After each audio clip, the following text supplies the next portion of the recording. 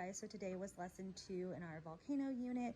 I'm going to quickly show you the materials that we used today and kind of talk about what we did today. I apologize for the background noise. I'm frying chicken and I've got my daughter watching Frozen in the living room. So first up, I showed this to you guys yesterday. This is our Nature Anatomy book by Julia Rothman. We pulled this out again today because it just had a nice page in it to describe the parts of a volcano, and the kids use this to reference for to do some drawing. So we had it out. So this was the first thing we used today. And then we also used this page here of this book.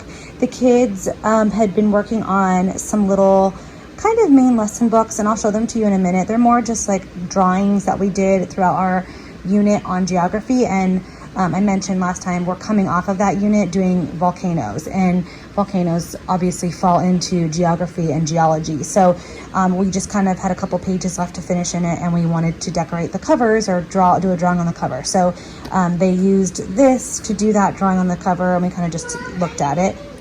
Yes, I am. Chicken.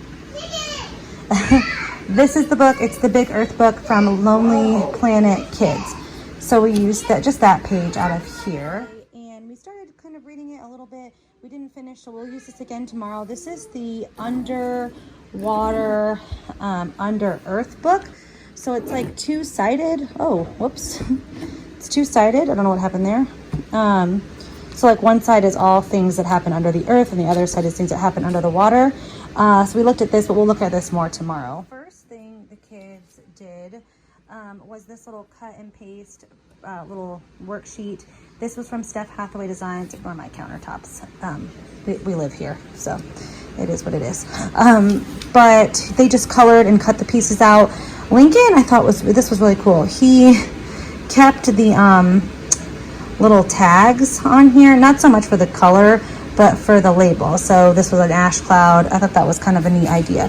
So they did those, and that was just something fun for them to do while I read to them, and I'll show you the book I read in just a second. Worksheets are still from Steph Hathaway Designs, and I think I mentioned yesterday, it's really cool because she includes some things that you could really use for younger and older ages in her little packets. And so I just pulled this out and had them write the letter V and color it, which was a little bit juvenile for my 11-year-old, but he did it without any issue. And then we also did these volcano word searches, and this came in the packet as well. And what I really liked is this one was a little easier, and this one was a little bit more difficult. So it was good for my boys. Then we pulled out our volcano facts card again and read that.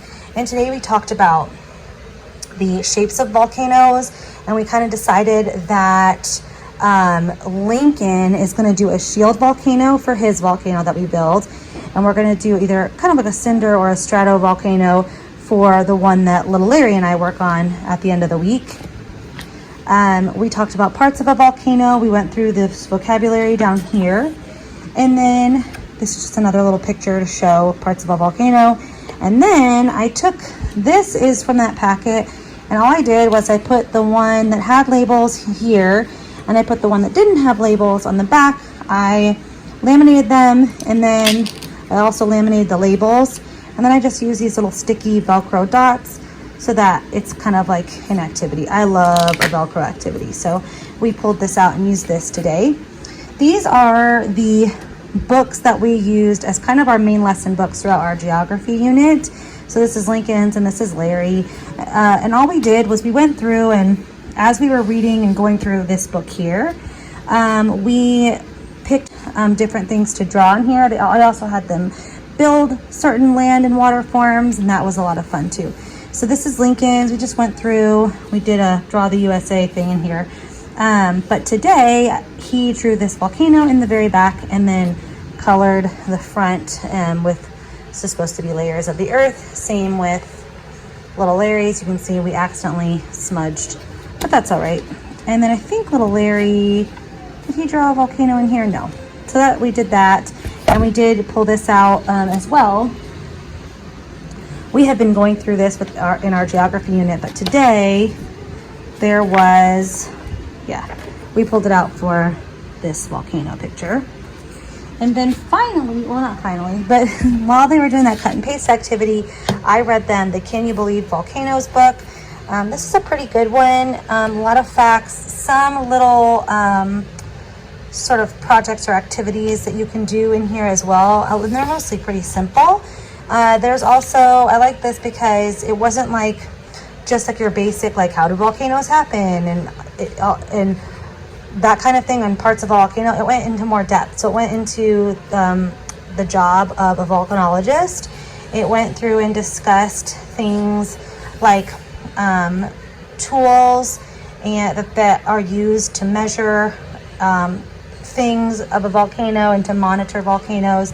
Also what they would wear for protection when studying a volcano. So I thought that was nice. And then yesterday we read a story that started out about a farmer in Mexico, but it didn't have the person's name. So I thought it was neat that this one had the person's name, and then it kind of backed up by saying like this was actually a person who witnessed the birth of a volcano. I like these a lot. The Can You Guess What It Is? And then the next page is usually the answer. A lot of them are, all of them like are right, which is kind of neat. See here, this is another little sort of try it yourself. And these are throughout the book. There's a mention of several different volcanoes around the world in here, so that was really nice as well.